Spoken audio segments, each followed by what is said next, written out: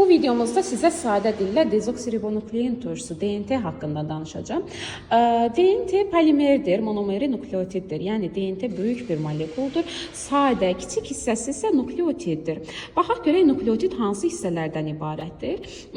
Deməli, baxın bir azot əsası, bir karbohidrat, DNT-nin karbohidratı dezoksiriboza adlanır və bir ortofosfat turşu qalığı, nukleotid, dezoksiriboza və ortofosfat turşu qalığı.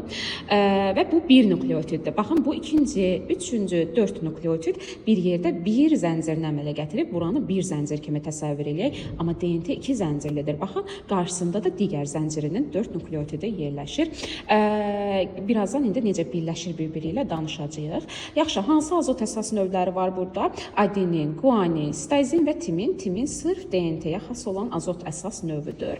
Və baxın, burada yazmışam ortofosfat turşu qalığı, bu isə dezoksiribozadır. Gəlin nukleotidlərin sayı nisbətinə baxaq. Sayına görə DNT-də adeninin sayı timinə bərabər olur, guaninin sayı sitazinə. Yəni mənə desək ki, DNT-də 500 adenin var, mən biləcəm ki 500-də timin var və yaxud 200 guanin var, biləcəm ki 200-də sitazin var. Sayına görə bir-birinə bərabərdirlər.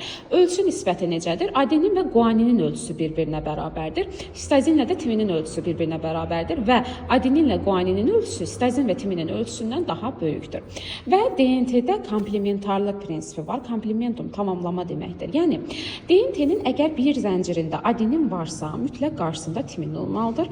Guanin varsa, qarşısında sitazin olmalıdır. Baxın, timin, adenin, sitazin, guanin bu qanun uyğunluqdur və rabitələr.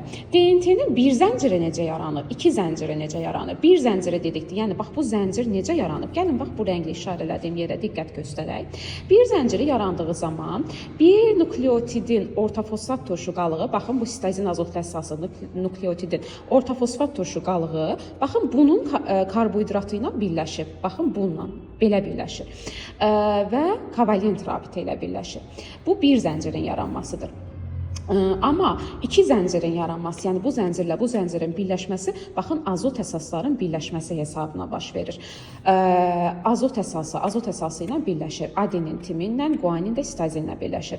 Adenin və timin arasında 2 qat, guanin və sitazin arasında isə 3 qat rabitə var. Nə rabitəsi? Hidrogen rabitəsi. Guanin və sitazin arasında 3 qat, timin və adenin arasında isə 2 qat hidrogen rabitəsi var. Bizdən ümumi hidrogen rabitəsinin sayını soruşa bilər. Mən adeninin sayını 2-yə vuraram, guaninin sayını da 3-ə vurub toplayaram və yaxud ümumi nukleotidlərin sayının üzərinə guaninin sayını gələrəm.